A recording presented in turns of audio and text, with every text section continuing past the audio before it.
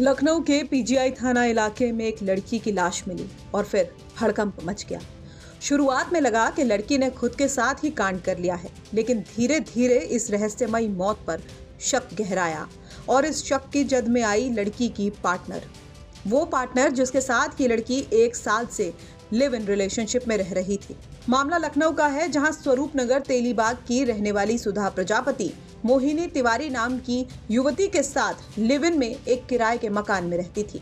बताया जा रहा है कि दोनों में काफी प्यार था और इस बात की तस्दीक करती हैं वो तस्वीरें जो दोनों की सोशल मीडिया पर थी। लेकिन फिर जिस कमरे में ये दोनों रहते थे, 20 जून को वहां मिली सुधा प्रजापति की लाश। सुधा की लाश मिलने के बाद इलाके में हड़कंप मचा। शुरुआती तफ्तीश में लगा कि सुधा ने खुद ही ये कदम उठाया, लेकिन फिर सुधा के परिजनों को उसकी पार्टनर मोहिनी पर शक हुआ। दरअसल सुधा की मौत के बाद से उसकी साथी मोहिनी तिवारी भी फरार बताई जा रही थी। अब सुधा के परिजनों का कहना है कि सुधा की हत्या की गई है, वो भी मोहिनी और उसके पति सोनू तिवारी के द्वारा। सुधा के पिता ने पीजीआई थाने में दी तहरीर में लिखा है कि उनकी बेटी मोहिनी के प्यार में पूरी तरह डूब चुकी थी। मोहिनी को वो सोशल मीडिया पर डियर वाइफ कहकर पोस्ट करती थी। दोनों पति पत्नी की तरह रहते थे। हालांकि मोहिनी की शादी पहले से ही सोनू तिवारी से हो चुकी थी। दोनों के 2 बच्चे भी हैं। परिजनों का आरोप है कि मोहिनी का पति सोनू तिवारी भी पास के ही एक किराए के मकान में रहता था और घटना वाले दिन उसी कमरे में आया था जहां सुधा और मोहिनी साथ रहते थे। पहले से तो 1.5 साल से रहती थी, मतलब आना जाना करती थी घर, लेकिन 1 साल से वो बराबर थी। वो लिखती थी कि ये मेरी वाइफ है, डियर वाइफ है। इसको लिए आपको कोई आपत्ति नहीं जताई? बहुत जताए थे सर, बहुत जताए। सब मोहल्ला पूरा मोहल्ले मने करते थे, उसको भी इसको भी, लेकिन ये दोनों मानने के तैयार नहीं थी। तो हम लोग भी कहें चलो लड़की लड़की हैं, मान जाएंगी, 1-2 साल साथ रहेंगी, फिर मान जाएंगी, वो अपने के यहाँ चली जाएगी और मेरी लड़की मेरे पास चली जाएगी। मोहिनी तो शादी कर ली थी और सुधा की शादी नहीं हो रही थी। वो पहले कर चुकी थी, 2 बच्चे की माँ थी। वो तो अभी मेरी लड़की उसके साथ गई है ना 1.5 साल से। अच्छा। एक लड़की उसकी 3 साल की है। सबसे छोटी वाली लड़की। तो आपने पुलिस में कोई कंप्लेन की? कंप्लेन हम लोग दिए थे, लेकिन कोई सुनवाई नहीं। कहीं लोग का केस जो है बहुत दिन से चल रहा है, मोहिनी के और सुधा की, ये लोग की कोई सुनवाई नहीं है।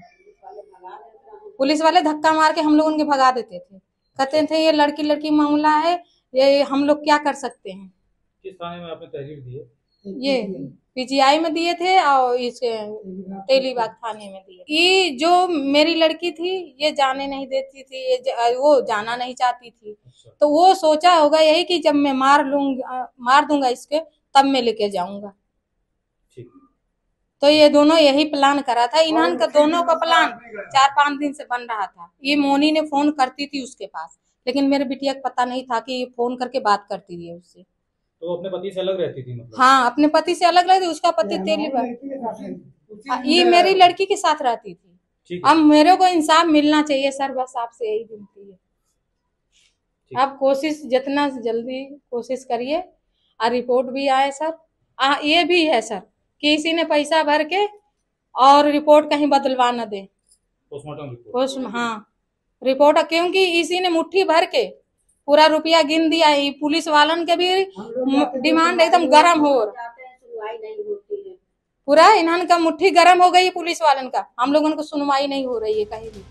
फिलहाल पुलिस ने शव को पोस्टमार्टम के लिए भेज दिया है और मोहिनी और सोनू से पूछताछ शुरू कर दी है। पुलिस के मुताबिक फिलहाल मोहिनी और सोनू की भूमिका संदिग्ध बनी हुई है। पूरे इलाके में सनसनीखेज मामले की चर्चा है। लिव इन रिलेशनशिप, धोखा और हत्या की इस रहस्यमयी तिकड़ी ने राजधानी में एक बार फिर समाज की सोच और रिश्तों की जटिलता पर सवाल खड़े कर दिए हैं।